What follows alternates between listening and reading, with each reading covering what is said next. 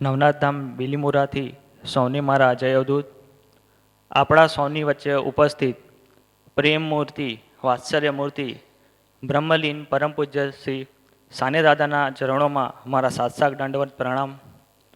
જેમના પ્રબળ અને પ્રખર નેતૃત્વ હેઠળ ધૃતિમાન નાથ સંપ્રદાયની દિવ્ય અને અમર જ્યોત ઝગમગી રહી છે, એવા આપણા સૌના લાડીલા, વિશ્વવંદનીય, સંકલ્પ ધ્યેય સિદ્ધ પરમ પૂજ્ય શ્રી છોટે દાદાના ચરણોમાં મારા કોટી કોટી વંદન. આપણા સૌનું પ્રિય જ્ઞાનસભર શ્રદ્ધામય પુરુષાર્થનો નવો અંક પ્રસિદ્ધ થઈ ચૂક્યો છે, તો સૌ વોલેન્ટિયર મિત્રો સત્વરે વાચક મિત્રો સુધી એને પહોંચાડી દે.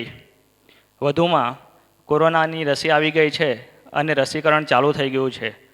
સાથે સાથે છૂટછાટ પણ વધી રહી છે, તો સૌ નાથ ભક્તો પોતાનું ધ્યાન રાખે, માસ્કનો ઉપયોગ કરે, સેનિટાઈઝરનો ઉપયોગ કરે અને સોશિયલ ડિસ્ટન્સિંગનું પાલન કરે.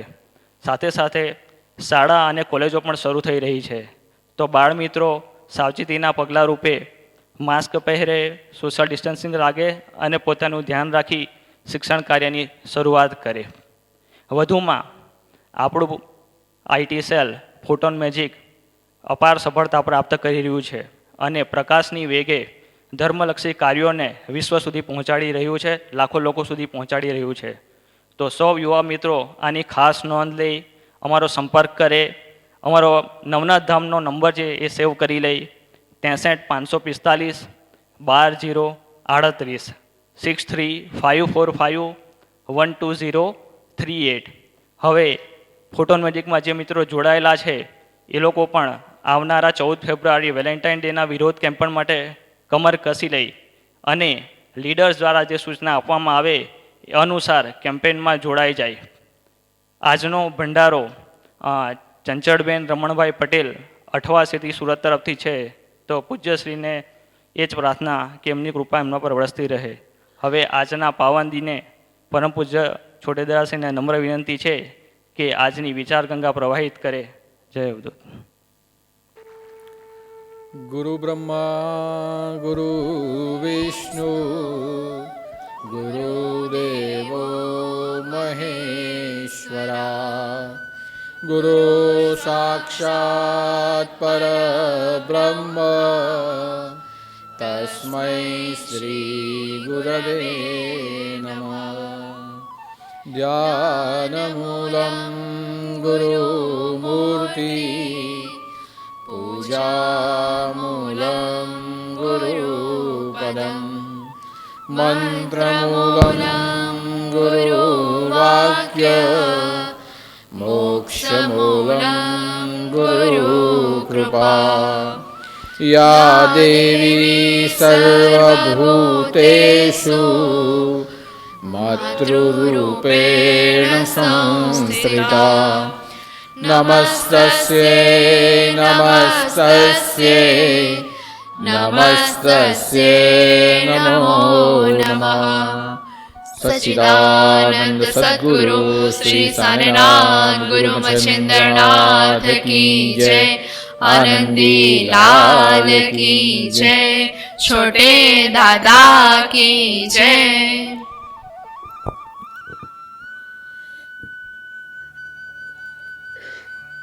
यहीं हमारे हृदय में परम चेतना स्वरूप में उपस्थित, सच्चिदानंद स्वरूप में उपस्थित और जीवन की प्रेरणा स्वरूप में उपस्थित ऐसे सद्गुरु के चरणों में मेरे साष्टांग प्रणाम. एवं जो भी नाथ भक्त फेसबुक के माध्यम से, यूट्यूब के माध्यम से हर गुरुवार की विचार गंगा का दर्शन और श्रवण कर रहे हैं, ऐसे सभी धर्म प्रेमी भाई बहनों को, सभी नाथ भक्तों को मेरा जय अवधूत, जय जय मच्छिंद्र समर्थ और आदेश. मन परम शक्तिशाली है, मन परम दिव्य भी है और मन हमारे जीवन के लिए, हमारे जीवन के अस्तित्व के लिए परम उपयोगी भी है। और इसलिए हमने स्वयं अनुभव किया है कि हमारे पूरे जीवन में मन का विशेष महत्व है। मन से ही हम देखते हैं, मन से ही हम सुनते हैं, मन से ही हम बोलते हैं। और प्रतिक्षण जिसकी गति तीव्र है, जो प्रतिक्षण चलने का काम करता है, दौड़ने का काम करता है, वो चेतना जिसे मन कहा जाता है। और इसलिए वेदों ने भी कहा है कि दुर्गम ज्योतिषाम ज्योतिरेकः मन तन्मे शिव संकल्पमस्तु। कि मन कैसा है? तो मन ज्योति स्वरूप है। और इसीलिए हे मन, तू हमेशा के लिए शुभ संकल्प कर, मंगलकारी कार्य कर और जीवन में आपका और सबका भला हो सके, ऐसे कल्याणकारी मार्ग के ऊपर तू जा। तो ये वेद वाक्य मन को ज्योति स्वरूप बताता है। दुर्गम ज्योतिषाम ज्योतिरेकः, कि ऐसी एक दुर्लभ ज्योति है जिसकी जागृति से यही मन भोगी से योगी बन सकता है, यही मन मनुष्य से देवता बन सकता है, यही मन मृत्यु की अवस्था को त्याग करते हुए मोक्ष की अवस्था में पहुंच सकता है। तो यहां कहने का अर्थ हुआ कि मन ज्योति है, मन प्रकाशमान है, मन दिव्य है। लेकिन शास्त्रों के हिसाब से, भौतिक जगत के हिसाब से दो ही तत्वों को ज्योति माना गया है, एक सूर्य और एक चंद्र। कि सूर्य ऐसी ज्योति है जिससे हमें जीवन प्राप्त होता है, और चंद्र ऐसी ज्योति है जिसके कारण हमारे जीवन को औषध और अमृत प्राप्त होता है। इसीलिए भौतिक रूप में यह दो ग्रहों को ज्योति माना गया। हमारे जितने भी त्योहार है वह सूर्य और चंद्र की दशा और दिशा से निर्मित होते हैं। और उसका एक ही कारण है कि जगत की उत्पत्ति से पहले भी ये दोनों ज्योति थी, आज भी है और उसके बाद भी रहेगी। और सूर्य जैसे उगता है, मध्याह्न काल में पहुंचता है और अंत में उसका अस्त होता है, अस्ताचल के ऊपर वो जाता है। लेकिन दूसरे ध्रुव में वो पुनः वापस उग जाता है। ठीक वैसे ही चंद्र का भी होता है कि चंद्र का उदय होना और चंद्र का अस्त होना, लेकिन किसी दूसरे ध्रुव में वापस उसका उदय हो जाता है। और इसीलिए हम बोलते हैं कि यावत चंद्र दिवाकरो, कि जब तक सूर्य और चंद्र है तब तक, यानी यावत चंद्र दिवाकरो, कि जब तक सूर्य और चंद्र है तब तक यह दुनिया रहेगी, या उसके दुनिया के जाने के बाद भी, पृथ्वी के विनाश के बाद भी सूर्य और चंद्र रहेंगे। तो सूर्य और चंद्र को ऐसी सनातन ज्योति माना गया कि जो नित्य कार्यशील है। हम सो जाते हैं, हम उठ जाते हैं, हम आंखें बंद कर लेते हैं, लेकिन सूर्य और चंद्र का उगना, मध्याह्न में जाना, अस्ताचल में जाना, पुनः वापस उगना, यह अपने समय के हिसाब से चालू ही रहता है। तो सूर्य और चंद्र जैसे यह प्रकृति की ज्योति है, वैसे हमारे जीवन की ज्योति हमारे जीवन की कार्यशैली की ज्योति, हमारे मानव प्रकृति की ज्योति मन है। और मन की ज्योति इतनी प्रबल है कि चाहे तो वो हमें श्रेष्ठ भी बना सकता है, अगर मन चाहे तो हमें निम्न भी बना सकता है। और इसलिए कहा गया है कि हमारी यह मन की अवस्था सुषुप्ति में भी जागृत रहती है, निंद्रावस्था में भी स्वप्न अवस्था के रूप में जागृत रहती है, और जब हम जगते हैं तब भी वो जागृत रहती है। यानी जो कभी सोता नहीं, जो कभी बैठता नहीं, जो कभी रुकता नहीं, वो होता है मन। और इसलिए पूरे अध्यात्म शास्त्र ने मन के लिए कहा गया है कि मन को मारो मत, मन को रोको। कई मुनियों ने, कहीं योगियों ने तो कहा है कि मन को रोको भी मत, मन को नियंत्रण में ले लो। कई साधु पुरुषों ने कहा है कि मन को नियंत्रित भी मत करो, मन को वश में कर लो। तो यहां कोई कहता है कि रोक लो, कोई कहता है कि नियंत्रण में लो, और कोई कहता है कि उसे वश में ले लो। लेकिन मैं ऐसे मानता हूं कि जिस प्रकार आंधी और तूफान और भीषण बाढ़, उसके वेग को रोकना मुश्किल है, उसके वेग को नियंत्रण में लेना मुश्किल है, ठीक उसी प्रकार मन की दौड़ती हुई गति को रोकना, नियंत्रण में लेना मुश्किल है, उसे वश में लेना भी मुश्किल है। क्योंकि जब हम किसी को वश में ले तो उसके वश में हमें होना पड़ता है। जैसे सर्कस के अंदर कोई हंटरमैन हो और वो विविध प्रकार के अपने कर्तव्य दिखा रहा हो, तो हम देखते हैं कि बड़े बड़े खूंखार प्राणी भी वो जो कहे वो करते हैं।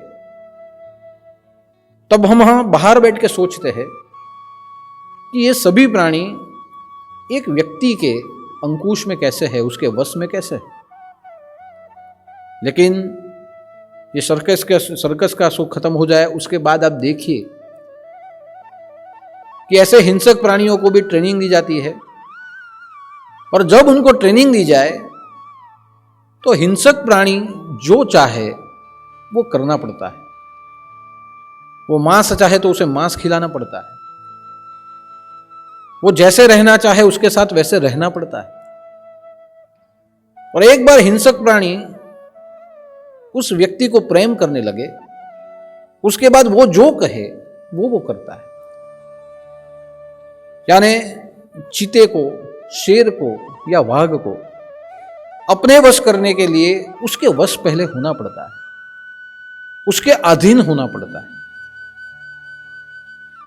तो कह सकते हैं कि मन को वश किया जाए, लेकिन मन को वश करने के पहले हमें मन के अधीन होना पड़ता है। और अगर हम मन के अधीन हो गए तो मन जिस दिशा में जाएगा उस दिशा में हमारी बुद्धि चली जाएगी। और इसलिए कि मन को वश कौन कर सकता है, तो मन के ऊपर जो उठा हो वो कर सकता है, योगी पुरुष कर सकता है। तो मन को वश करना यह भी मुश्किल है। तो मेरा ऐसा मानना है, मेरा ऐसा विचार है, मेरा ऐसा मत है कि मन को ना तो रोका जा सकता है, मन को ना तो नियंत्रित किया जा सकता है। क्योंकि नियंत्रण जहां करना हो वहां मन के सामने अवरोध रखना पड़ता है। जहां पूर आए और पूर के सामने आप किसी भी प्रकार का अवरोध रखो, बाढ़ के सामने, तो अवरोध को तोड़ देती है। तूफान के सामने आप अवरोध रख दो, एक दीवार बना दो, तो तूफान दीवार को तोड़ देता है। तो मन को नियंत्रण में लेना यानी अवरोध रखना, मगर मन की गति ऐसे सब अवरोधों को तोड़ देती है। वो रुके नहीं रुकता, नियंत्रण में लिए वो नियंत्रण में नहीं आता, उसको वश में करने में हम वश में हो जाते हैं। तो क्या कर सकते हैं? तो मेरा ऐसा मानना है कि अगर मन को अपने वश में करना है, अपने अधीन करना है, तो मन को एकाग्र करना पड़ेगा।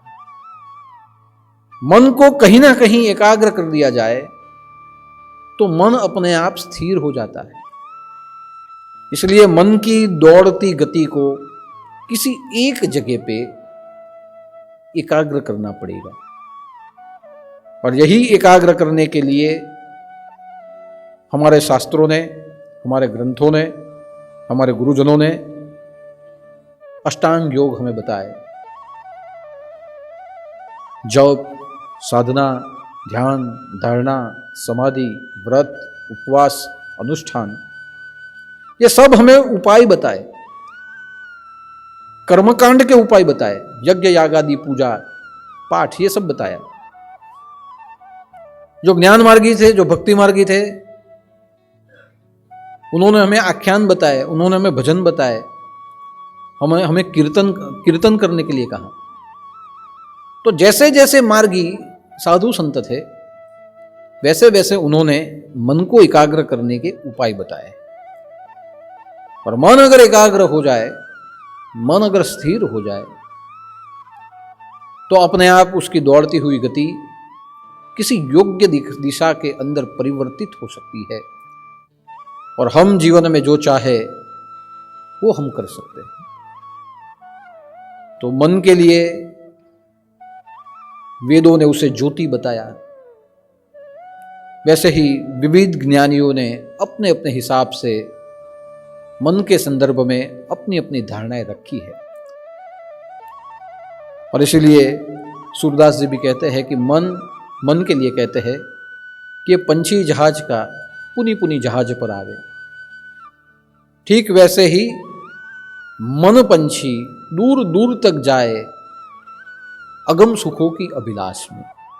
ये सूरदास जी ने कहा कि जैसे जहाज से उड़ा हुआ पंछी आसमान में उड़ता है और पुनः जहाज पर आ जाता है, वैसे इस शरीर रूपी जहाज में मन नाम का जो पंछी है वो उड़ता है, दूर दूर तक जाता है। जैसे जहाज का पंछी खुराक की तलाश में दूर दूर तक जाता है और जहाज पे आता है, ठीक वैसे ही ये शरीर में बैठा हुआ मन रूपी पंछी उड़ उड़ कर दूर दूर तक जाए, अगम अभिलाष की तलाश में, कि उसकी इच्छाओं की तलाश में वो दूर दूर तक जाता है और वापस इसी शरीर में वो आता है। ये सूरदास जी ने कहा। तो सूरदास जी ने यहां मन को जहाज का पंछी बताया कि पंछी जैसे आसमान में उड़ता है, उसकी गति को कोई रोक नहीं सकता। ठीक वैसे ही मन की गति अगम इच्छाओं की, अभिलाषाओं की तलाश में दूर दूर तक जाती है। जहां कुछ नहीं मिलता, पुनः वो वापस इसी शरीर में आती है। ठीक वैसे ही कबीर जी ने भी कहा है कि मन समुद्र की लहर है, कि ये मन जो है वो समुद्र की लहर है, दूर दूर तक जाए, कि वो दूर दूर तक जाती है। सहजी हीरा निपजते, कि सहज में हीरा हमें मिल सकता है जो मन हो जाए ठोर, कि मन अगर स्थिर हो जाए, कि मन का वेग समुद्र की तरंगों की तरह है। जैसे समुद्र की तरंग दूर दूर तक जाती है और वापस अपने अंदर चली आती है, ठीक वैसे ही मन की तरंग विचार बनते हुए, चित्त बनते हुए, इच्छा बनते हुए बहुत दूर तक जाती है और वापस अपने अंदर वापस वो आ जाती है। लेकिन जिस प्रकार समुद्र से हीरा प्राप्त होता है, कब? जब समुद्र स्थिर हो जाए तब। ठीक वैसे ही मन की तरंगे अगर स्थिर हो जाए, और मन की तरंगे जब स्थिर हो जाए, उसे आत्मदर्शन हो जाए, तो अपने अंदर से ही हमें ज्ञान, आत्मदर्शन, अनुभव, संतोष, प्रेरणा सब इसी मन से हमें मिलते हैं। यानी प्रेरणा लेने के लिए बाहर जाने की जरूरत नहीं, संतोष पाने के लिए बाहर जाने की जरूरत नहीं, सब हमें अंदर से ही, ये सब रत्न हमें अपने अंदर से ही मिल जाते हैं। लेकिन कब?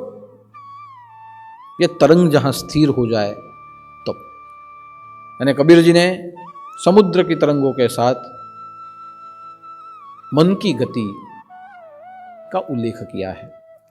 सूरदास जी ने पंछी के साथ मन की गति का उल्लेख किया है। सिद्ध पुरुष स्वामी विवेकानंद जी ने भी कहा है कि मनुष्य के मन के विचार जैसे हो वैसा ही उसका चरित्र बनता है। वो दानव भी बन सकता है और देवता भी बन सकता है। अब देखिए कि दानव और देवता बनने के लिए मनुष्य के विचार, लेकिन ये विचार आते कहां से है? मनुष्य के मन से। विचारों का उगम स्थान मन है। जैसा मन है वैसे विचार, और जैसा विचार वैसा व्यक्तित्व, और जैसा व्यक्तित्व वैसा ही उसका जीवन हो जाता है। इसलिए हमें किसे परिपक्व करना चाहिए, किसे एकाग्र करना चाहिए, किसे रोकना चाहिए, किसे नियंत्रण में लेना चाहिए, या किसे सुधारना चाहिए, तो स्वामी विवेकानंद जी ने कहा है कि मन को सुधारिए। अगर मन सुधरता है तो व्यक्तित्व और जीवन सब सुधरता है। और इसलिए आपने देखा होगा कि वाल्मीकि ऋषि बने उसके पहले चोरी लूटपाट करते थे, लूटारू थे। तब उनके मन की गति, उनके विचारों की गति, उनका जीवन एक दानव जैसा था। लेकिन जब उन्होंने राम नाम का जप किया, राम नाम का अध्ययन किया, मन को राम नाम में एकाग्र कर दिया, तो वही वाल्मीकि ऋषि बन गए।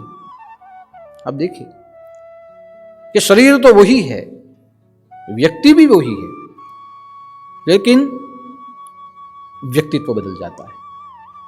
और इसलिए कहते हैं कि मन की भूमि है, मनोभूमि। किसी भी कार्य के लिए हम विचार करें तो उसके पहले हम हमारे मन की भूमिका बांधते हैं, और मन की भूमिका जैसे बांधते हैं वैसे अगले हमारे जीवन के हम आयोजन करते हैं, मनोभूमि। तो ये मन की भूमि है। यह मन की भूमि में जो भी संस्कार कान के द्वारा पड़ते हैं, देखने के द्वारा पड़ते हैं, सोचने के द्वारा पड़ते हैं, ये और कुछ पढ़ने के द्वारा पड़ते हैं, ये सभी संस्कार मन की भूमि पर पड़ते हैं।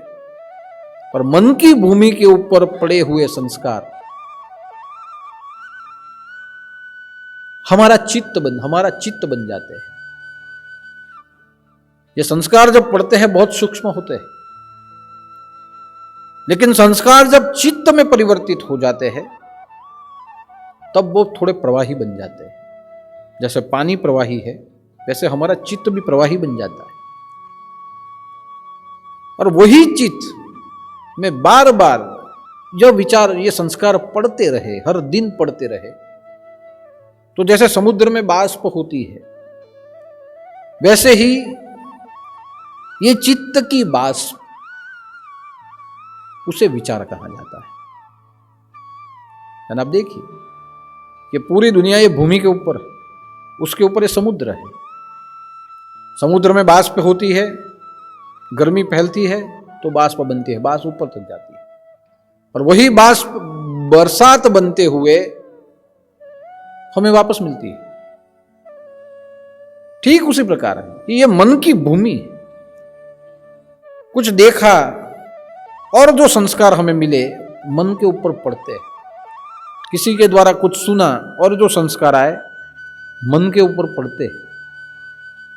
हमने कुछ खाया, कुछ पिया, उसके जो विकार है वो इस मन के ऊपर पड़ते हैं। हमने कुछ पढ़ा तो उसके जो संस्कार है वो हमारे मन की भूमि के ऊपर पड़ते हैं। जैसे मन की भूमि पर पड़ते हैं वैसे एक चित्त का निर्माण होता है। और चित्त कैसा होता है? प्रवाही। किसी थाली में आप पानी को डालिए तो पानी उस आकार का हो जाता है। जमीन के ऊपर पानी को फेंकिए, विविध दिशा में फैल जाता है पानी। ये प्रवाही पानी है। पानी कभी एक दिशा में नहीं जाता है। आप जमीन के ऊपर पानी को फेंकेंगे, पानी जिस प्रकार की जमीन होगी अलग अलग दिशा में पानी फैलेगा। तो हमारा चित्त प्रवाही है, अलग अलग दिशा में फैल जाता है। जिस दिशा में झुकाव ज्यादा हो, थोड़ा इधर थोड़ा उधर थोड़ा उधर, और बार बार वो पढ़ता रहे, बार बार पढ़ता रहे, विचारों का सेवन होता रहे, तो उसमें से एक बाष्प बनती है। जो बाष्प ऊपर तक जाती है उसे विचार कहते हैं। विचार ऊर्जा के कारण हमारी बुद्धि को प्रेरणा मिलती है कि हमें क्या करना चाहिए। और वो विचार को साकार करने के लिए बुद्धि हमारे ज्ञानेंद्रियों को हुक्म देती है, और ज्ञानेंद्रियों के बाद हम कर्मेंद्रियों से वो कार्य करते हैं।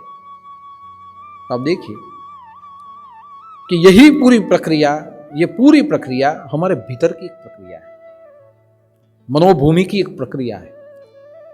हाँ, लेकिन मनोभूमि अगर बदल गई, मनोभूमि के ऊपर अच्छे संस्कार पड़ने लगे, तो स्वाभाविक है कि जो चित्त होगा उसमें से जो ऊर्जा निकलेगी विचारों की, वो ऊर्जा योग्य कार्य हमारे पास करवाई। इसलिए ये मनोभूमि के ऊपर जो चित्त में जो पड़ता है, कभी कभी वही चित्त विचारों के द्वारा हमारी आदत बनता है। हम कहते हैं ना, हमारा स्वभाव कुछ भी हो, स्वभाव तो हमारा, हम पूर्व के कर्म के अधीन लेके आए हैं हमारा स्वभाव। लेकिन हमारी जो आदत होती है, यह आदत संस्कारों से बनती है। इसलिए आपने कई व्यक्तियों को देखा होगा कि आदमी तो अच्छा है, अच्छे घर से आया है, घर के संस्कार भी अच्छे हैं, सब ठीक है, लेकिन उसे झूठ बोलने की आदत। अब सोचिए, ये झूठ बोलने की आदत उसे आई कहां से? आदमी सच्चा अच्छा है, लेकिन ज्यादातर वो झूठ बोलता है। ये झूठ बोलने की एक आदत है। आदत और स्वभाव में फर्क है। स्वभाव जन्मजात होता है, लेकिन आदत हमारे संस्कारों के द्वारा हमें मिलती है। मनोभूमि के ऊपर जो चित्त के ऊपर जो संस्कार पड़ते हैं, उस संस्कारों के द्वारा हमें जो पड़ती है वो आदत होती है। यानी स्वभाव हमारा कैसा भी हो, आदमी अच्छे स्वभाव का है, लेकिन झूठ बहुत बोलता है। तो झूठ बोलना एक आदत है, संस्कारों से आई हुई, कहीं से सुन के आई हुई आदत, अपने घर में से देख के आई हुई आदत, कुछ पढ़ के आई हुई आदत। ये आदत है। किसी को गलत बोलना, बकवास करना, ये आदत है।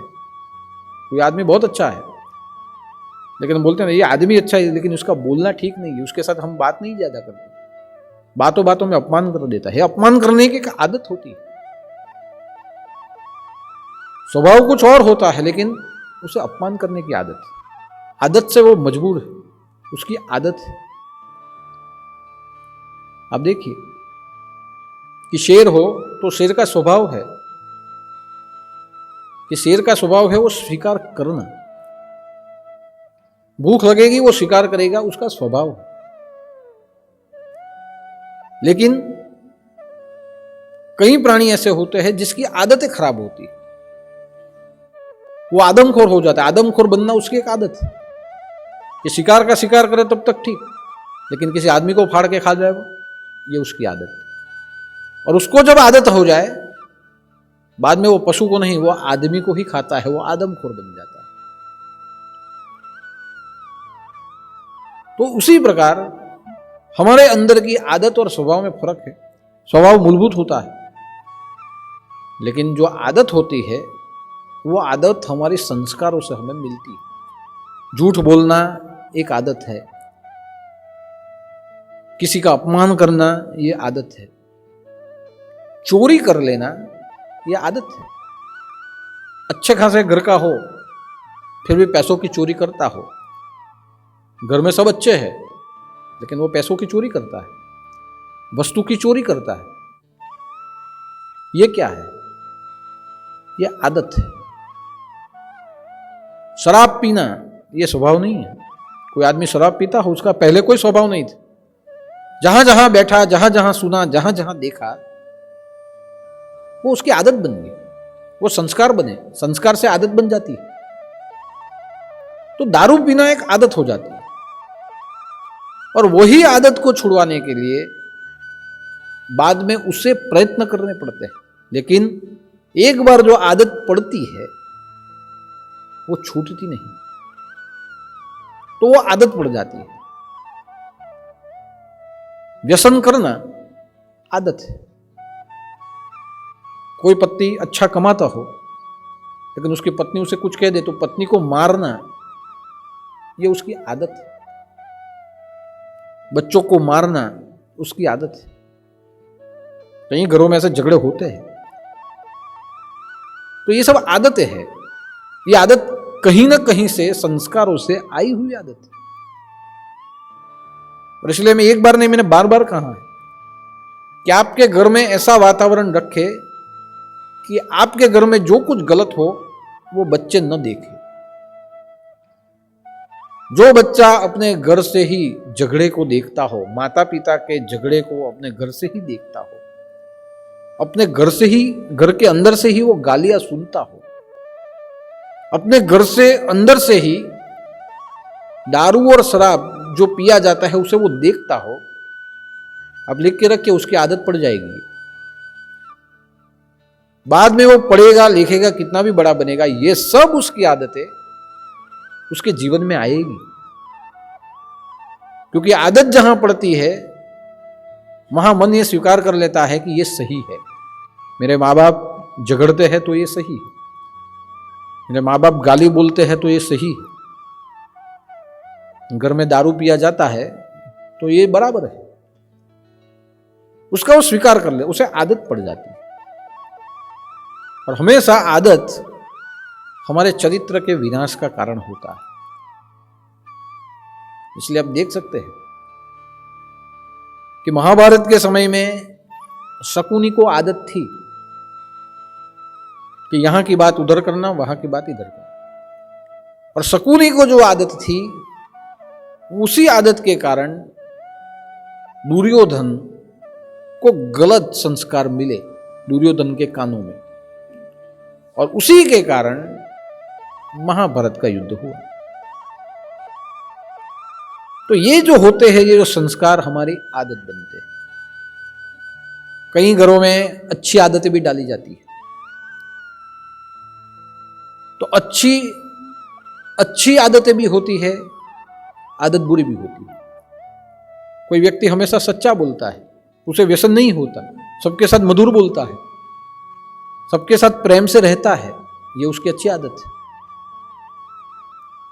और किसी के लिए वो गलत आदत बनती है। और इसीलिए कहा है कि संस्कार हमारे मनोभूमि के ऊपर पड़ने के बाद, चित्त में प्रवाही होने के बाद, विचारों की ऊर्जा के द्वारा वो हमारे पास कार्य करवाते हैं। एक बार क्या हुआ कि एक अंध व्यक्ति था। यह अंध व्यक्ति जंगल में पानी का घड़ा लेके बैठा था। उसका हर रोज की एक सेवा भाव का एक नियम था कि यहां से कोई यात्री जाए तो जो भी आए और मांगे उसे पानी देना। अंध व्यक्ति था, और जो यथाशक्ति जो दे दे वो ले लेना। आपने देखा होगा कई जगह कि कहीं हम डूंगर के ऊपर, मंदिरों में, पहाड़ के ऊपर जहां चढ़ते हैं, वहां कई लोग पानी लेके बैठते हैं, पानी देते हैं, हम उसकी अपनी यथाशक्ति देते हैं, वो ले लेते हैं। ठीक वैसे ही एक राज्य में कोई जंगल था, वहां परिभ्रमण होते थे। तो एक अंध व्यक्ति था, पानी का घड़ा लिए बैठा था। कोई पानी मांगे तो पानी देता था, उसके सामने उसे जो रखना था वो रख देता था। अब एक बार एक राजा शिकार के लिए निकला और शिकार करते करते करते वो थक गया। थकने के बाद उसने सोचा कि अभी पानी पीना पड़ेगा। आजू बाजू देखा, कुछ मिला नहीं। थोड़े आगे गए, वहां किसी एक अंध व्यक्ति को पानी का घड़ा लेके बैठा हुआ दिखा हुआ। राजा ने सिपाही से कहा, जाओ जरा उससे जाके पानी ले आओ। सिपाही ने देखा और कहा, महाराज वो तो अंध आदमी है, तो कुछ बात नहीं, जाओ उससे पानी मांगो और पानी लेके आओ। सिपाही गया और सिपाही ने तुरंत ही कहा अपने स्वभाव से, ये अंधे, चल पानी दे दे। तो अंधे ने पानी नहीं दिया। तो वापस उसने कहा, अंधे तेरी आंख तो नहीं है, कान भी नहीं है क्या, चल पानी दे दे। अगर पानी नहीं दिया तो बाद में मैं तुझे देख लूंगा। अंधे ने नहीं दिया, मना कर दिया, मैं नहीं दे सकता। गया और राजा को कहा कि महाराज मैं गया तो, लेकिन अंधे में अकड़ ज्यादा है। मैंने कहा पानी दे दे, उसने मना कर दिया। राजा बोले चल मैं ही जाता हूं, मुझे पानी नहीं दिया। राजा गया कि हे मानव, चल जल्दी से मुझे पानी दे। अंधे ने कहा कि मैं आपको नहीं दे सकता। अरे मैं कहता हूं, मैं आदेश देता हूं मुझे पानी दे, तुझे पता नहीं मैं कौन हूं, मैं तुम्हें दंड दे दूंगा, मेरी आज्ञा का पालन कर, पानी दे मुझे। अंधे ने मना कर दिया, ये मेरा घड़ा है, मैं नहीं दे सकता। राजा है, राजा ने सोचा अंधे में अकड़ ज्यादा है, मुझे पानी नहीं दिया। मंत्री ने कहा मैं जाता हूं। मंत्री गया। मंत्री ने दोनों हाथ जोड़ के कहा कि हे सज्जन, हमें पानी पीने की बहुत प्यास लगी है, बहुत दूर से हम आए हैं, कृपा करके हमें पानी दीजिए। तुरंत उस अंधे व्यक्ति ने एक गिलास भर के पानी दिया। प्रधान पानी लेके आया, राजा ने पानी पिया। तो राजा ने सोचा, सिपाही गया उसे नहीं मिला, मैं गया मुझे नहीं मिला, तू गया नहीं मिला, तूने ऐसा क्या कहा? तो प्रधान ने कहा, मैंने तो कहा कि कृपया करके पानी दीजिए। नहीं, मगर ऐसे कैसे हो सकता है? शायद लगता है ये अंधा नहीं है। चलिए काम करते हैं, उसे ही जाके पूछ लेते। मंत्री महोदय को आगे किया। मंत्री ने कहा कि महाराज आपसे एक बात पूछना चाहते हैं। तो बोले क्या? हम 3 व्यक्ति आपके पास पानी मांगने के लिए आए, 2 को नहीं दिया, मुझे आपने दिया, ऐसा क्यों? तब अंधे ने कहा कि देखो कि भगवान ने मुझे आंखें नहीं दी, लेकिन मेरे ज्ञान चक्षु मेरे पास है, मुझे अंतर की आंखें हैं। पहला जो व्यक्ति आया था उसने मुझे कहा चल पानी दे दे, तुझे पता नहीं मैं कौन हूं। उसने खराब शब्दों में मुझसे बात की तो मैं समझ गया ये सिपाही होना चाहिए। दूसरा है, उसने कहा मैं आदेश देता हूं मुझे पानी दे, नहीं दिया तो मैं दंड दे दूंगा, मेरी आज्ञा का पालन कर। तब मैं पता चल, मुझे ख्याल आ गया कि ऐसा आदेश देने वाला राजा ही हो सकता है, दंड देने वाला ये राजा है। लेकिन तीसरा जो आया उसने नम्रता से बातें की, बुद्धि का प्रयोग करते हुए बातें की कि कृपया मुझे पानी दे दीजिए। मैं समझ गया ये मंत्री होगा, क्योंकि मंत्री ही राज्य चलाता है। अब आप देखिए तीनों के संस्कार। राजा का जब उछेर होता है तो उसके घर में यही भाषा बोली जाती है, हमारी आज्ञा है, आदेश है, यही भाषा बोली जाती है। राजा हुक्म करना सीखता है, और हुक्म नहीं माना तो दंड देना सीखता है राजा। ये 2 काम राजा के। तो राजा की वाणी से ये संस्कार, ये आदतें निकली। अंधे ने तुरंत कह दिया कि आदेश देने वाला राजा था, तुझे पता नहीं मैं कौन हूं, ये बोलने वाला सिपाही था, और प्रेम से बात करने वाला मंत्री था। आप सोचिए कि आदमी के व्यक्तित्व को परखने के लिए आंखों की भी जरूरत नहीं, उसकी वाणी से, उसके विचार से वो कौन है वो पता चल जाता है। और उस अंधे ने जो आदर देने वाला था उसे पानी दिया कि आदर मंत्री ही दे सकता है, क्योंकि पूरा राज्य मंत्री की बुद्धि से चलता है। और तब राजा ने समझा कि इसे कहते हैं संस्कार, इसे कहते हैं विचार, कि जो हमारी मनोभूमि, सिपाही की मनोभूमि में यही होता है कि सबके साथ, अगर कोई पुलिस वाला हो तो डंडा मारने की ही बात कर। आपने लॉकडाउन में देखा होगा कि पूरे लॉकडाउन में आप देख लीजिए, जितनी भी क्लिपें बनी थी उसमें पुलिस सबको डंडा मार रही थी। सब अच्छे आदमियों को या बुरे आदमियों को, उनका एक ही काम था, ऊपर से राजा ने बोला, आदेश किया, वो करना। तो सिपाही का स्वभाव ही ऐसे होता है, अक्कड़ से बात करना, बात को मनवाना। तो उसके संस्कार ही ये है, उसने वही उसकी तालीम में सीखा है, उसकी मनोभूमि ही ऐसी है। तो स्वाभाविक है कि उसका व्यवहार ऐसा ही होगा, मंत्री का व्यवहार योग्य ही होगा। तो यहां से हमें पता चलता है कि हमारी मनोभूमि के ऊपर जो पड़ता है, देखने से, बोलने से, सुनने से, वो हमारी आदत बनती है। और यही आदत एक वेग होता है, आदतों में भी वेग, हमारे कार्यों में वेग। और ये आदत जैसे जैसे उसको प्रोत्साहन मिलता जाए, उसका वेग बढ़ता जाता है, और उसी के कारण हमें नुकसान और फायदा होता है। और इसलिए मैंने पहले ही कहा कि मन को ना तो रोका जा सकता है, उसमें अवरोध डालिए, अवरोध को तोड़ देगा वो। आप एक बार करके देखिए कि आज मेरा उपवास है, मुझे चाय नहीं पीनी, सबसे पहले चाय पीने की इच्छा हो गया। आज सुबह से सब कुछ करना है, चाय नहीं पीनी, बार बार चाय का विचार आएगा।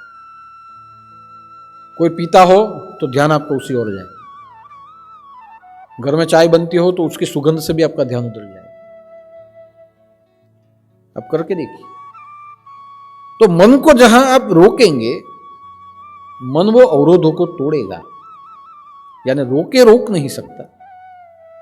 उसको नियंत्रण में लेना है, तो नियंत्रण में आप उसे कितना भी लेना चाहो, उसके ऊपर कोई नियंत्रण नहीं लग सकता। आप बाहर नहीं जाना है, दरवाजा बंद करके बैठ जाए, फिर भी मन तो बाहर जाए। कहीं ना कहीं से भी आप बाहर तो मन आपका जाएगा, तो वो नियंत्रण में भी नहीं आ सकता। ना मन को रोका जा सकता है, ना वो वश में आ सकता। उसको वश में करने से पहले हमें वश हो जाना पड़ेगा, तो बात वहां बिगड़ जाएगी। तो सबसे पहले क्या किया जाए, तो मन को एकाग्र किया जाए, उसकी गति को किसी एक जगह पे एकाग्र किया जाए।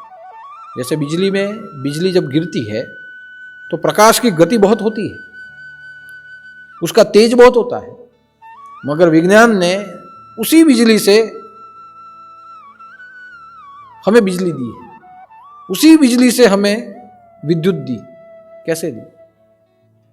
इतना पूर्व का महासागर पानी, इतने पानी की गति को एक जगह पे करते हुए हमें बिजली दी, हमें सिंचाई के लिए पानी दिया। ठीक वैसे ही अगर मन की गति को एक जगह पे एकाग्र कर दिया जाए,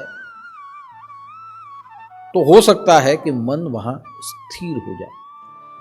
तो एकाग्र करने के लिए है क्या?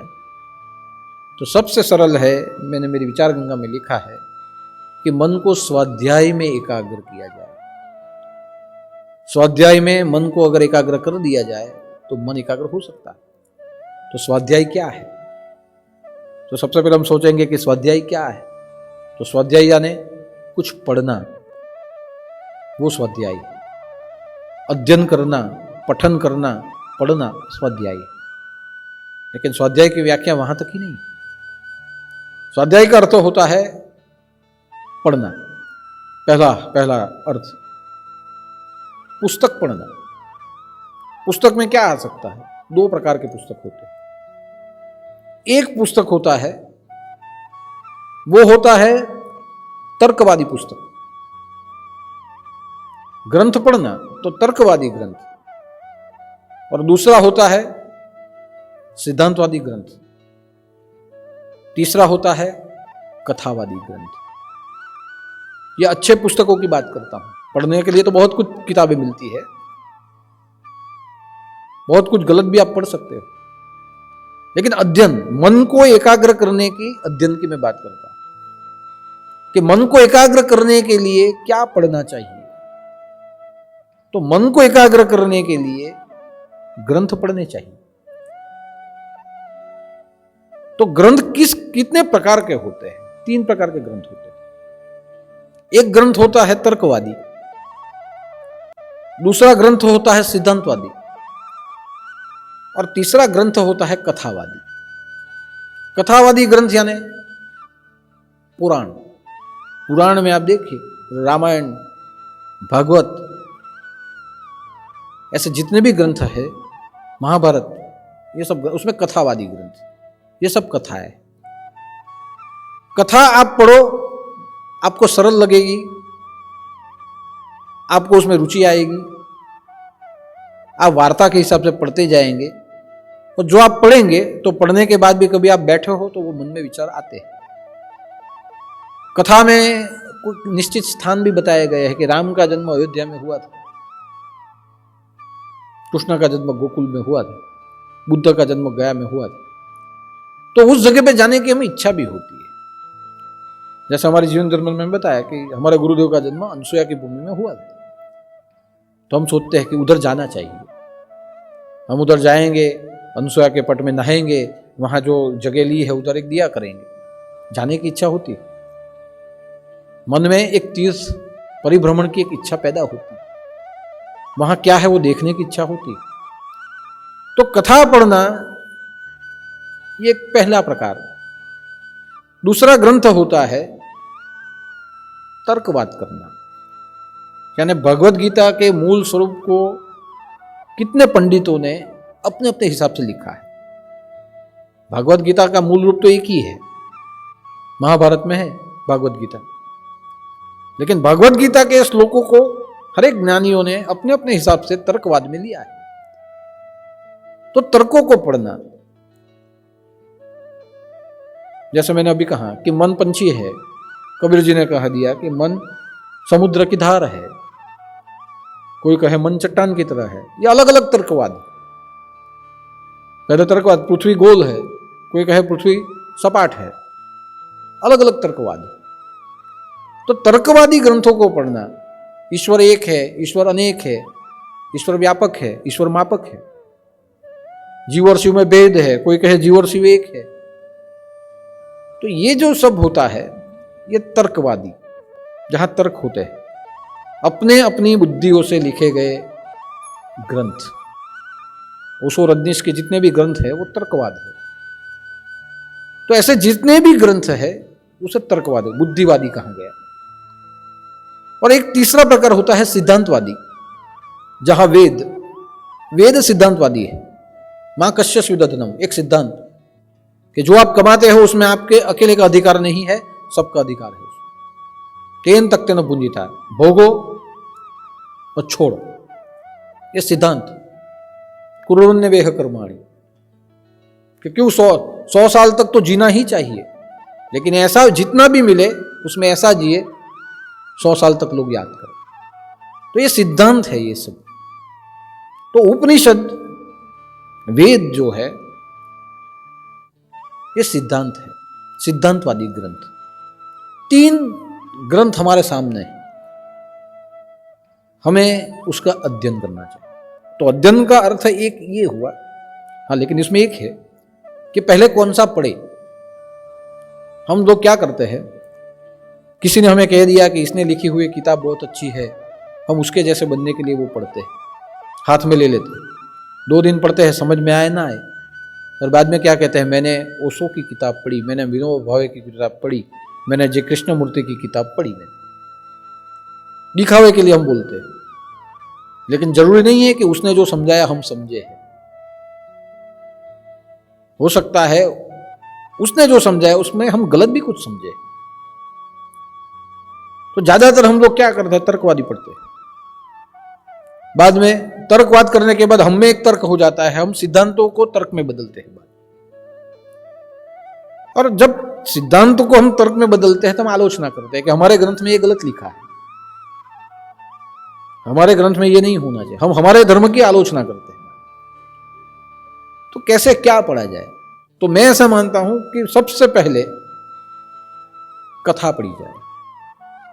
रामायण वार्ता के रूप में पढ़ लो, एक अध्ययन हो जाए, आपकी मनोभूमि तैयार हो जाएगी कि भगवान राम का चरित्र क्या है, सीता कौन थी, रावण का चरित्र क्या है, हनुमान कौन थी।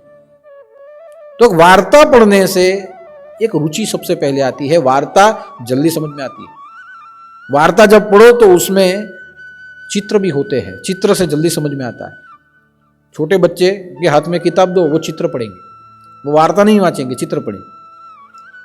मैं मेरा ही एक उदाहरण आपको देता हूं कि मैं बहुत छोटा था तब हमारे गुरुदेव अपने रूम में भोजन करते थे। हमारे घर से उनके लिए भोजन जाता था। तो घर में कहते थे कि दादा खाने वाले हैं, तो थाली लेके जाते थे। वहां आई थाली लेके जाती थी, दादा खाना खाते थे, आजू बाजू में सब खड़े रहते थे। खाना खाते खाते दादा आध्यात्मिक बातें करते थे। तो कई बार मैं भी पहुंचता था और पहुंच के मैं वहां बैठता था।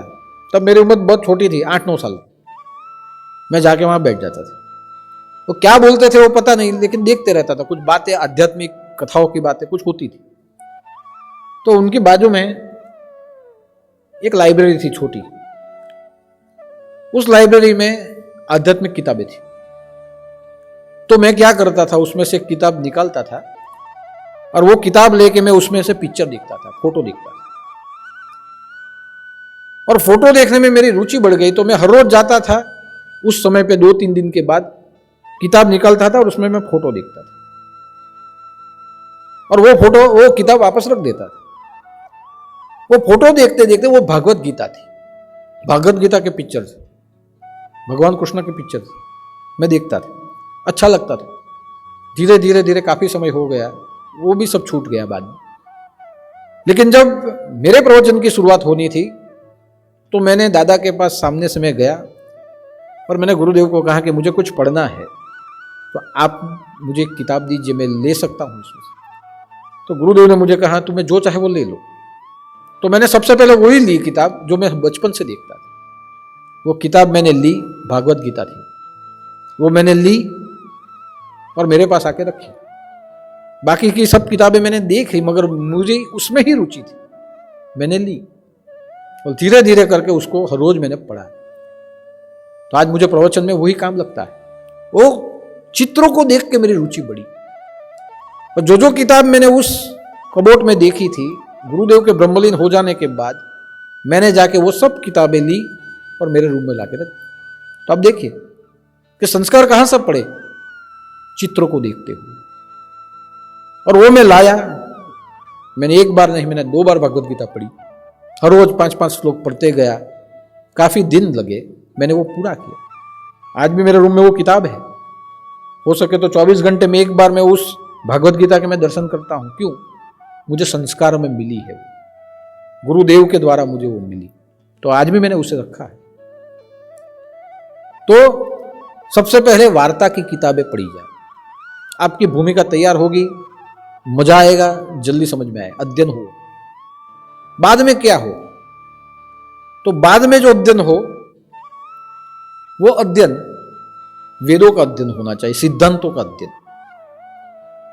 सिद्धांत का अध्ययन हो जाए तो जो मूल सिद्धांत है वो आपको पता चलेंगे कि ये सिद्धांत है, ये वैज्ञानिक सिद्धांत है। ये एक बार आपको सिद्धांत वेदों के द्वारा पता चले, बाद में आप तर्कवादी किताबें हाथ में लीजिए, तर्कवादी किताबों को पढ़िए।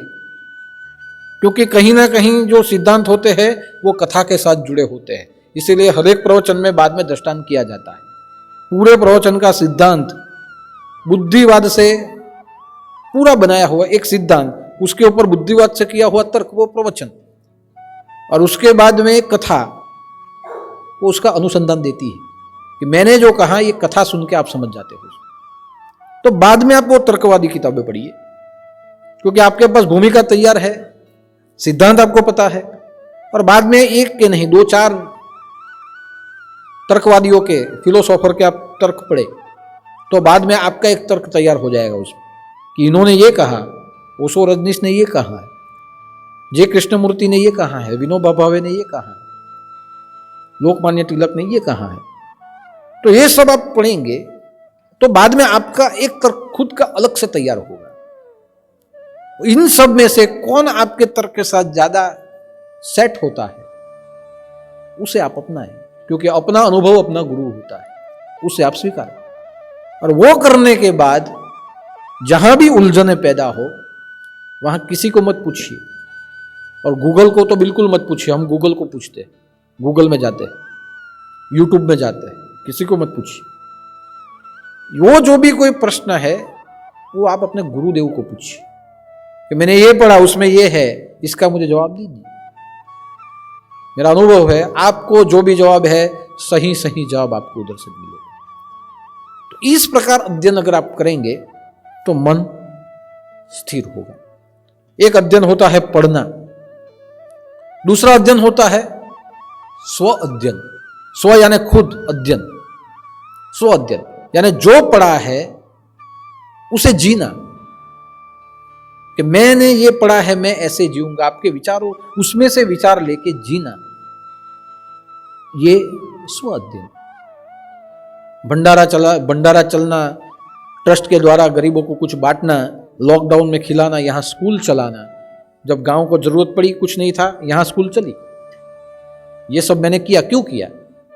कि मैंने जो अध्ययन किया था उसके साथ मैं जीता। तो जब आप अपने किए हुए अध्ययन के साथ जब आप स्वयं जुड़ जाते हो तो उससे आप जीते हो, और जब आप उससे जीना चालू करते हो तो वैसा आप करते हो। इसीलिए जरूरी है अध्ययन, स्व अध्ययन, खुद के साथ उसे जोड़ना, ऐसे जीने का प्रयास करना। वो हो जाए उसके बाद का भी एक अध्ययन होता है कि आत्मनिरीक्षण करना, कि मैं ये जो मैंने पढ़ा है, जो मैं जीता हूं, क्या वो सही है, गलत है, और मुझे कैसे जीना है, और मुझे कैसे रहना है, मुझे क्या करना है, मेरी क्षमता कितनी है, मुझे क्या करना है, क्या नहीं करना है। वो आत्मनिरीक्षण करते रहना प्रतिक्षण, वो भी होता है एक अध्ययन। और ऐसे ऐसे अगर हम जिएंगे तो मेरा मानना है कि हमारा मन भी स्थिर होगा, और हमारा मन ऐसे तैयार होगा कि हम हमारे साथ बाकी के लोगों के मन को भी हम तैयार करेंगे। इसलिए आपने देखा होगा कि जो कवि होता है वो कवि कविता लिखता है, उसका अध्ययन होता है। उस अध्ययन तक जब उसका चिंतन हो जाता है, उसके साथ वो जुड़ता है, तब जाके कविता तैयार होती है। जितने भी महापुरुष हुए वो अध्ययन करके हुए। रातों रात बिना अध्ययन किए किसी का सुन के कोई महापुरुष नहीं बनता। आज मैंने देखा है कि किसी ना किसी का पढ़ के और किसी ना किसी का सुन के ऐसी कॉपी करते हैं और बड़े बड़े प्रवचन होते हैं। और ऐसे जब जहां हो जाए, ऐसे कोई महापुरुष नहीं बनता, कोई दुनिया को बदल नहीं सकता। गोपाल कृष्ण गोखले जब छोटे थे वो पढ़ाई करते थे, बहुत गरीबी थी जीवन में। उनके घर में वो दिया जलाते थे, दिए में तेल खत्म हो जाता था तो क्या करते, बाहर जाते थे।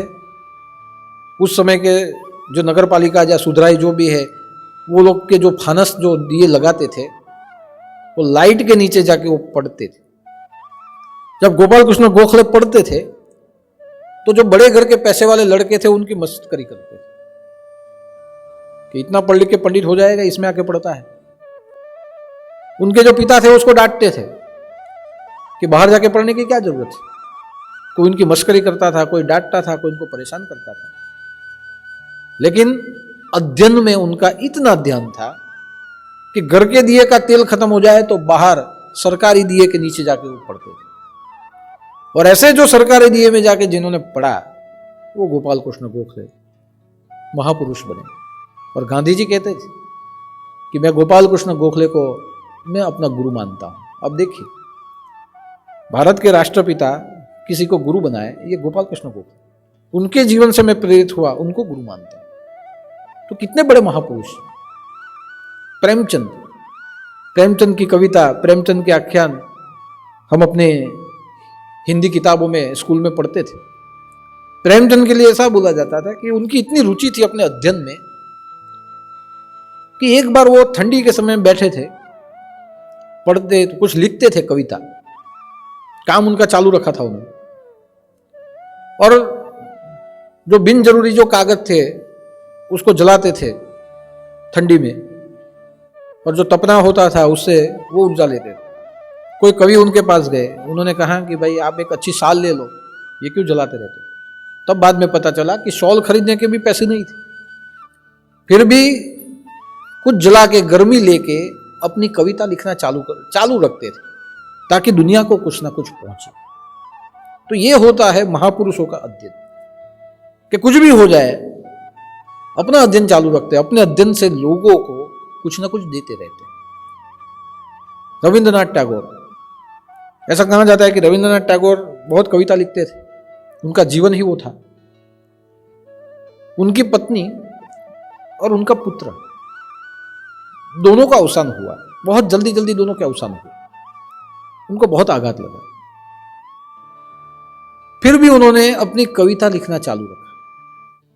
बाहर से कोई लेखक आए, फॉरेन से, उनको पता चला कि सडनली ऐसे दो घटनाएं घटी है, तो उन्होंने रविंद्रनाथ टैगोर को जाके कहा कि आप इतनी कविताएं लिखते हो, महापुरुष हो आप, लेकिन आपके जीवन में ये जो घटना घटी, आपको अपनी पत्नी की, अपने पुत्र की कितनी याद आती होगी, आप उनकी कितनी कमी महसूस करते होंगे। सही में आप इतने लिखने वाले हो, इतने ज्ञानी हो, लेकिन आज उनके बिना आपका जीवन निराधार हुआ। स्वामी रविंद्रनाथ टैगोर ने कहा कि आप जो कहे वो सही है, कि उनकी कमी तो महसूस होती है, लेकिन मैं निराधार नहीं हुआ। क्यों?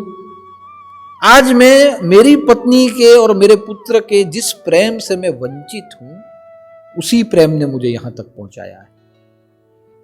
तो आप सोचिए कि जिस प्रेम के कारण मैं यहां तक पहुंचा, भले आज मेरे साथ नहीं है, वो उनका प्रेम आज भी मेरे साथ है, मैं निराधार नहीं हूं, उसी प्रेम के आधार पर मैं हूं। हमेशा यही होता है कि प्रेम आपको कहां से कहां पहुंचाए, भले आपके जीवन में वो साथ में न रहे, लेकिन उसी प्रेम से आप बहुत आगे बढ़ चुके हो, जो प्रेम आज आपके साथ नहीं। तो उसने तुरंत कहा कि मेरे पत्नी और मेरे पुत्र के प्रेम के कारण तो मैं यहां तक हूं, भले आज वो मेरे साथ नहीं है, उसका अर्थ नहीं कि मैं निराधार हुआ।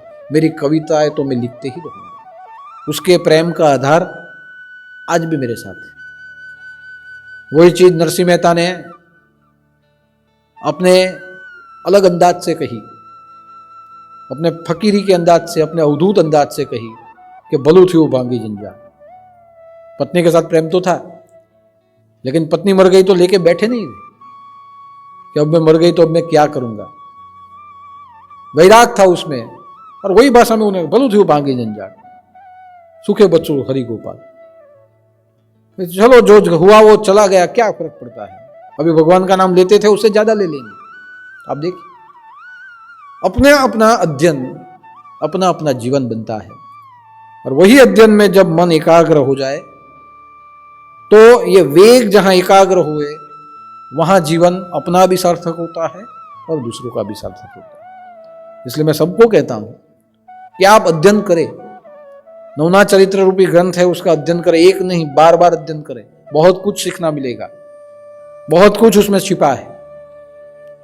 पूज्य गुरुदेव के जीवन चरित्र का अध्ययन करें, जहां जहां आपका जीवन उदास होगा वहां वहां प्रेरणा मिलेगी। बहुत जीवन में, उनके जीवन में बहुत कुछ छिपा है, उसका अध्ययन करें। गुरु महिमा का अध्ययन करें, जो भजन है उसका अध्ययन करें, गाए, जैसे भी राग में हो वैसे गाए। भागवत गीता मूल पुस्तक है हमारे सनातन हिंदू धर्म का, उसका अध्ययन करें, पता चले ना न चले, घर में रखे, उससे बहुत फर्क पड़ता है। रामायण का अध्ययन करें, महाभारत का अध्ययन करें। तर्कवादी किताबों का अध्ययन नहीं करेंगे तो चलेगा, लेकिन जो सिद्धांतवादी पुस्तक है, जो कथावादी पुस्तक है, उसका अध्ययन करें। किसी की कथा में न जाए, न सुने तो चलेगा, लेकिन खुद अध्ययन, स्व अध्ययन करें, खुद पढ़े, और जो पढ़ा हुआ है उसमें जो भी समस्या है वो आके अपने गुरु से पूछे। मुझे कई लोग आके पूछते हैं कि दादा हमने ये पढ़ा तो इसका कारण क्या, मैं उनको जवाब देता हूं। तो किसी के मन में ऐसे होगा कि हमने पढ़ा है, इसका जवाब हम कैसे मांगे, तो उसके लिए चिंता मत करें। आप गुरुवार को आते हो, रविवार को आते हो, तो आइए, जो कुछ पढ़ा है उसमें आपको अगर कुछ भी है तो आप लिख के आके पूछते हैं, पूछिए। अगर ऐसा कुछ पूछेंगे तो मैं जवाब हमेशा देने के लिए तैयार हूं, जितना मुझे पता है उतना मैं जवाब दूंगा। लेकिन मैंने देखा है कि ज्यादातर जो यहाँ चिट्ठियां आती है उसमें मेरा पैर दुखता है, मेरा सिर दुखता है। मेरी शादी तो हो गई, मेरे लड़कों की शादी नहीं होती। मारा एम के लग्न થઈ ગયા પણ હજુ પૂરી પરણવાની બાકી છે, तो તારું જ જો ને તું। ये नहीं होता, मेरे जमीन का काम नहीं होता, मेरा ये नहीं होता, मेरा वो नहीं होता। कोई नहीं नड़ता तो आजू बाजू वाले नड़ते हैं, यही चिट्ठी आती है। ये तो प्रॉब्लम है ही है, सबके है, मेरे जीवन में भी है, आपके जीवन में भी, सबके जीवन में प्रॉब्लम है। लेकिन जिस कारण हमारी आध्यात्म की भूमि तैयार हुई है, प्रश्न तो ऐसे भी होने चाहिए कि कोई तो आए और ऐसा कुछ पूछे कि मैंने ये अध्ययन किया है, उसका जवाब क्या, उसमें मैं क्या समझूं, तो वो भी सत्संग हो जाता है, वो चर्चा भी लंबी चल जाती है। लेकिन आज तक ज्यादातर बहुत कम लोग ऐसे पूछने वाले मिले हैं, ज्यादातर ऐसे ही मिले हैं। मारू आ नहीं थतुं तो आ थई जाए ने, मारू पेलुं थाय तो हारुं ने, मारू आ थाय तो हारुं। અને એ જવાબ આપતા આપતા મારું બી એટલું જ અધ્યયન થઈ ગયું છે કે તમે આવો ને એટલે ખબર જ પડી જાય કે આ હું પૂછવાનું છે। અને તમારું મેં ચિઠ્ઠી વાંચું એટલે પહેલા મારા મગજમાં જવાબ આવી જ જાય કે આને આ જ જવાબ આપવાનો છે આપણે। તમે મને એના માટે તૈયાર કરી દીધો। प्रवचन कैसे करना वो मुझे पता नहीं था, वो गुरु की कृपा ने तैयार किया 3-3, 4-4 घंटा बोलने के लिए। लेकिन ये समस्याओं के लिए जो बोलना है वो आपने मुझे तैयार किया, कैसे बोलना है। दादाए प्रवचन करता हीखवी दीधुं ने तमे मने जवाब आपता हीखवी दीधुं कि कोईना लग्न नहीं थाय तो हूँ जवाब आपवाना ने कोईनी नौकरी नहीं हूँ, अरे चांचण मारवानुं केम छे ते बी हीखवी दीधुं। आगळ ज वात करेली कि दादा हमारा घर में बो एक प्रश्न पूछो छे। मैं बोलो, अहीं ज पूछे, बोलो। मैं हूँ काम छे, तो घर में चांचड़ बो थई गया छे, हूँ करूँ हवे मारे। ए हूँ दवा भी जाणी लाव्यो, पछी आटली आटली दवा आपे। आवा बधा जवाब आपता तमे मने हीखवी दीधुं छे। એટલે हीखवानुं काम हुं ज करूं छुं, तमे हीखवानुं काम करो छो। चलो जे पण होय ते अध्ययन थवुं जोईए। तो मन की जो गति है उसको एकाग्र करते हुए अध्ययन करें, ज्यादा से ज्यादा अध्ययन करें। अगर आप ऐसे प्रश्न पूछेंगे तो हो सकता है कि नई किताबें भी यहां से निर्माण होगी, लेकिन जरूरी है कि आप अध्ययन करें और जहां हो वहां प्रश्न पूछे और अपने मन को स्थिर करते हुए अपने जीवन को सार्थक करें। अपने मन से उच्च स्तर के ऊपर आप पहुंचे, ऐसा अगर मन बन जाए तो सब हो सकता है। तो आज के गुरुवार को 25 बार गुरु मंत्र बोलते हुए यही प्रार्थना करते हैं कि न तो हमें मन के वेग को रोकना है, न मन को नियंत्रित करना है, न मन को वश करना है, हमें हमारे मन को अध्ययन में एकाग्र करना है। तो हम अध्ययन कर सके, मन को एकाग्र कर सके और एकाग्र मन से हम हमारे ऐसे चरित्र का निर्माण करें जिससे हमारा परिवार, हमारा समाज, सबका जीवन सार्थक हो, हमारा जीवन सार्थक हो, पूरी मानवता सार्थक हो, ऐसा हमारा जीवन बने। ऐसी प्रार्थना हम गुरुदेव के चरणों में करते हैं। 25 बार गुरु मंत्र बोलते हैं।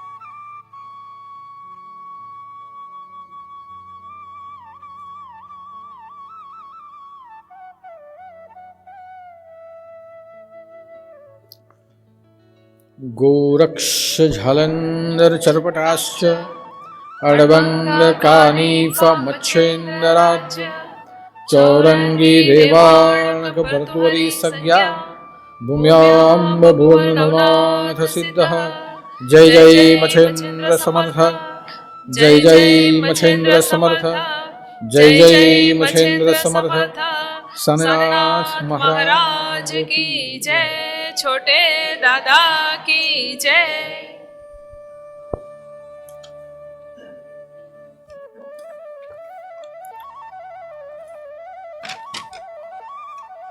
आज का भंडारा चंचलबेन रमणभाई पटेल 8वां सिटी सूरत की ओर से है। बहुत ही पुराने गुरुदेव के भक्त है, अपने परिवार के साथ हर गुरुवार को आते भी है। तो उनकी काफ़ी समय से बीमारी थी, बीमारी अच्छी हो गई तो उनकी काफ़ी समय से इच्छा थी कि सभी भक्तों के लिए एक भंडारा हो। तो आज का भंडारा चंचलबेन रमणभाई पटेल 8वां सिटी सूरत की ओर से सभी भक्तों के लिए है। उनके लिए, उनके परिवार के लिए परमात्मा को प्रार्थना करता हूँ सबका अध्ययन बना रहे, सब सुखी रहे, सब भक्तिमय रहे। काफ़ी सीधा योगदान अन्न के रूप में यहाँ आया है। मंजुलाबेन गामित काटसवाड़ 20 किलो चावल, जिग्नेश भाई Gamit Ukai 500 gram mushroom, इच्छाबेन बल्लूभाई Chaudhary 50 kilo चावल 1 किलो सिंगदाने, सुरेश भाई चौधरी बरोड़ा 25 किलो चावल 8 किलो गुड़, टेमका विभाग सत्संग मंडल 335 किलो चावल 60 किलो गेहूं 13 किलो दाल 15 किलो चने, चंदूभाई पटेल सुथवाड़ 50 किलो चावल, वेस्ताभाई कपराड़ा 30 किलो चावल, गौतम भाई जोशी अलगढ़ 50 किलो चावल, शंकर भाई पटेल अलगढ़ 25 किलो चावल, नीलाबेन जोशी 25 किलो चावल, रमण भाई अलगढ़ 10 किलो चावल, चंचलबेन जोशी 50 किलो चावल, टीनाबेन पटेल अलगढ़ 20 किलो चावल, धीरू भाई अलगढ़ 25 किलो चावल, रुस्तम भाई चौधरी 100 किलो चावल, सतीश भाई 30 किलो चावल, लीलाबेन 20 किलो चावल। तो इस प्रकार से अन्न क्षेत्र में योगदान हुआ है। उन सब के लिए भी प्रार्थना करता हूँ सब सुखी रहे, सबका अध्ययन बना रहे। तो हम सब अध्ययन करते रहे और जीवन में हमारा ध्यान गुरु चरणों में स्थिर करे, सुखी रूप से जीवन जिए, इतनी प्रार्थना मैं सबके लिए परमात्मा को करता हूँ। तो आज के गुरुवार के लिए इतना ही। सब नवनाथ चरित्र से लेकर सभी पाठ्य पुस्तकों का अध्ययन करें और जीवन को सार्थक करें, ऐसा आप सबको आज की विचार गंगा में मेरा कहना है। तो आज के गुरुवार के लिए इतना ही। सभी भक्तों को मेरा जय उदूत, जय जय मच्छेन्द्र समर्थ और आदेश।